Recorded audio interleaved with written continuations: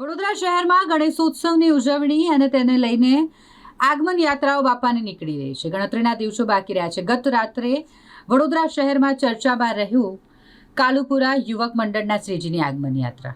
City વિસ્તારમાં ખૂબ જ ઉત્સાહ સાથે મોટી સંખ્યામાં શ્રીજીના ભક્તોની હાજરીમાં કાલુપુરા યુવક મંડળના શ્રીજીની આગમન યાત્રા નીકળી, જેમાં વડોદરા શહેરના લોકો ઉત્સાહભેર જોડાયા હતા. વાજતે ગાજતે ડીજેના તાલે અને તમામ લોકોએ ભેગા મળી અને કાલુપુરા યુવક મંડળના શ્રીજીની આગમન યાત્રાની શોભા વધારી. લહેરીપુરા ખાતે કાલુપુરા યુવક મંડળના શ્રીજીની આગમન યાત્રા દરમિયાન ભવ્ય આતિશબાજીનું આયોજન કરવામાં આવ્યું હતું. ખૂબ જ સુંદર અવકાશી નજારો પણ અહીંથી જોવા મળ્યો.